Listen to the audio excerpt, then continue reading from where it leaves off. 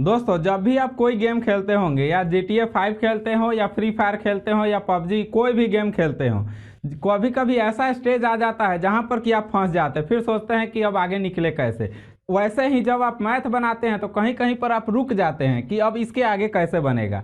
वही है आपका NCERT क्लास 10th का जो मैथ है, उसका प्रश्नावली 2.2 का 1 नंबर का 4 नंबर जो क्वेश्चन है, वह द्विघात बहुपद का ही क्वेश्चन है। लेकिन बहुत सारे विद्यार्थी इसको देख करके चौंक जाते हैं कि दुइये डिजिट का दिया हुआ है, अब ये बनेगा कैसे। बहुत ही आसान क्वेश्चन है ही बनाने में। सबसे पहले हम इसको समझ लेते हैं कि किस तरह का दिया है।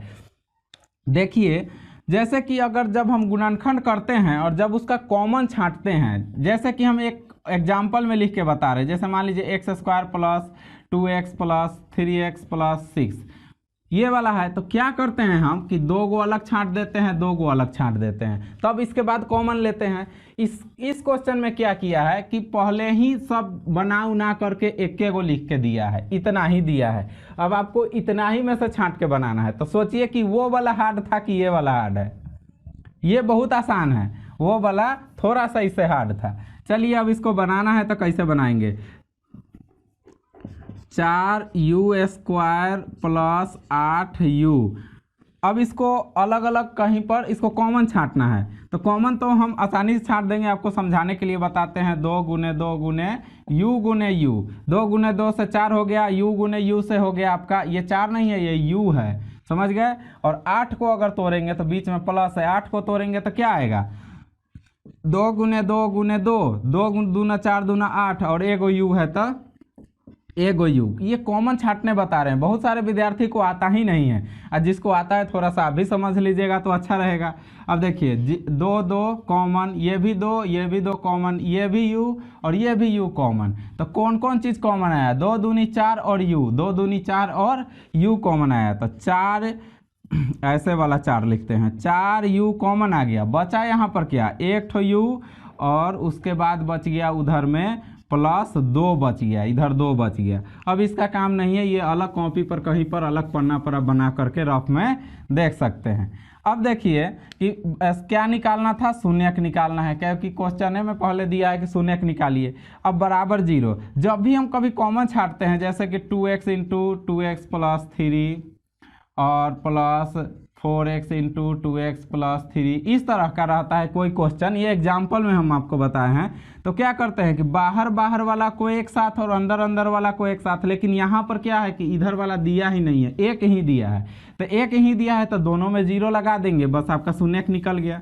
अब देखिए दोनों में 0 लगाइए, 4u बराबर 0, और यहाँ पर लिखेंगे, थोड़ा सा घेर दीजिए, यहाँ लिखिए u प्लस 2 बराबर में 0। अब देखिए कोई भी जो चीज़ होता है भाग में होता है, वह क्या होता है, गुना में आ जाता है। 4u था तो 0, और जो अंश वाला होता है वही मेन मान होता है। इसको अंश कहते हैं और इसको हर कहते हैं। इंग्लिश में क्या कहते हैं आप लोग समझ लीजिएगा। u बराबर 0 क्या कहते हैं, कमेंट में भी लिख दीजिएगा तो हमको आसानी होगा, क्योंकि हमको उतना इंग्लिश अभी समझ में नहीं आ रहा है।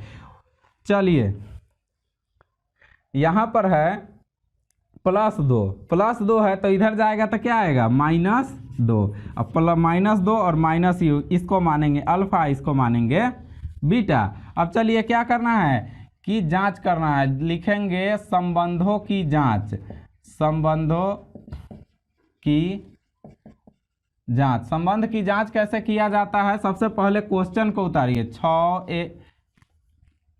4u² plus 8u। हम पहले भी आपको बता चुके हैं, पिछले भी जो वीडियो में उसमें ही बता चुके हैं कि जिसके साथ स्क्वायर रहेगा वो क्या होगा, a होगा, और जिसके साथ स्क्वायर नहीं रहेगा लेकिन ABCD वाला कोई अंक रहेगा वो क्या होगा, b होगा, और जो अकेले रहेगा वो c होगा। तो अकेले तो कुछ है नहीं है, तो क्या हो गया, c। ये कहाँ से हम ये चीज़ बताए हैं, वही जो व्यापक रूप होता है द्विघात समीकरण का, ax² plus bx plus c, उसी से ये बताया गया है। स्क्वायर के साथ a, x के साथ b, और अकेले जो है वह c रहता है। 2 चीज़ और हमने निकाला है, अल्फा और बीटा। अल्फा बराबर निकला है 0 और बीटा बराबर निकला है -2। अब हमको क्या करना है कि संबंध की जांच करने के लिए शून्यकों का योगफल और शून्यकों का गुणनफल। चलिए पहले शून्यकों का योगफल, शून्यकों का योगफल होता है अल्फा प्लस बीटा बराबर माइनस बी बटा ए। अब चलिए अल्फा प्लस बीटा कीजिए, तो अल्फा कितना है 0 और प्लस बीटा कितना है -2, इधर है माइनस बी बटा ए, तो माइनस बी कितना है 8 है, फार्मूला में माइनस लगा हुआ है तो 8 लिखेंगे, अब बटा ए है तो 4। अब 2 में 0 जोड़िए या घटाइए, माइनस है तो माइनस लिख दिए, -2 से कट गया तो -2 बराबर -2। ये आपका योगफल बराबर आ गया। अब क्या करना है, शून्यकों का गुणनफल निकालना है। शून्यकों का गुणनफल, शून्यकों का गुणनफल कैसे बनेगा सो देखिए। शून्यकों का गुणनफल बनाने का सबसे आसान जो तरीका है वह है अल्फा गुने बीटा कीजिए, बराबर होता है फार्मूला C/A। अल्फा गुने बीटा क्या होता है, तो अल्फा जो दिया है और बीटा जो दिया है उसको गुना कर दीजिए। अल्फा है 0 और गुने बीटा है -2 बराबर C/A करना है। C कितना है 0 और A कितना है 4, तो 0/4। अब देखिए कोई भी अंक में 0 से गुना करने पर वह क्या हो जाता है 0 हो जाता है ना, कि 2 में 0 से गुना कर दिए तो 2 आ गया। एक चीज़ याद रखिएगा, यहाँ पर हम लिखे कितना, लगभग 1 लाख लिख दिए होंगे, इसमें 0 से गुना करेंगे तो क्या होगा 0। मान लीजिए कि हम इतना सारा अंक लिखते हैं और इसमें गुना कर दिए 0 से, आंसर क्या आया 0। किसी भी अंक में 0 से गुना करने पर वह 0 आ जाता है, यानी कि जो भी 0 के साथ जुड़ेगा माने गुना होगा वह पूरा का पूरा 0 हो जाएगा, इसलिए 0 बराबर 0 हो गया। अब देखिए शून्यकों का योगफल और शून्यकों का गुणनफल दोनों जब बराबर आ जाता है तो आंसर में क्या लिखते हैं कि संबंध सत्य है। जो ये संबंध है वह क्या है, संबंध सत्य है, और यहाँ पर लिख देंगे प्रूव्ड। समझ गए किस तरह से ये बनता है। तो दोस्तों ये था आपका चौथा नंबर क्वेश्चन, प्रश्नावली 2.2 का 1 का 4 नंबर क्वेश्चन। अब अगला क्वेश्चन को समझना है तो अगला वीडियो देखिए।